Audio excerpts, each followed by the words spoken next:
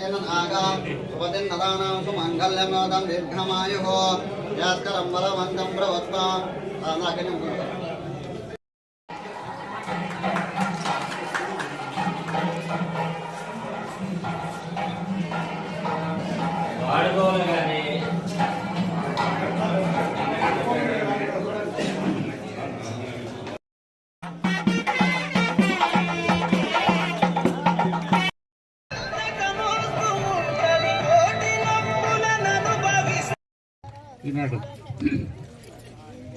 మాడూరు సచివాలయ పరిధిలో ఉన్నటువంటి మన ముఖ్యమంత్రి జగన్మోహన్ రెడ్డి గారు వచ్చిన తర్వాత పరిపాలన అంతా పల్లెల్లోనే ఉండాలా. ప్రజలు ఎవరే కానీ ఇబ్బందులు పడకూడదు. వారి సమస్యలు ఏమొచ్చినా కానీ మీ పంచాయతీలోనే పరిష్కారం చేసుకోవాలనే ఉద్దేశం మీద మరి యొక్క సచివాలయం కానివ్వండి, రైతు భరోసా కేంద్రం కానివ్వండి, హెల్త్ క్లినిక్ కానివ్వండి, ఈరోజు ఇక్కడే మీ గ్రామంలోనే దాదాపు ₹1 కోటి ఖర్చు పెట్టి ఈ 3 భవనాలు కూడా నిర్మించారనేది మీరే చూస్తున్నారు. మరి దీనివల్ల ప్రయోజనాలు ఏమిటి అనేది ఒక దఫా అర్థం చేసుకోండి. మరి ఎవరికైనా సరే ఏదైనా ఒక రేషన్ కావాలన్నా కానీ, ఒక పెన్షన్ కావాలన్నా కానీ, లేదా ఏదైనా ఒక పట్టా కావాలన్నా ఏదైనా కానీ మరి ఎక్కడికో ఇంతకుముందు మీరు చాపడం మండలానికి పరిగెత్తాల్సి వచ్చేది. ఈరోజు అవసరం లేదు.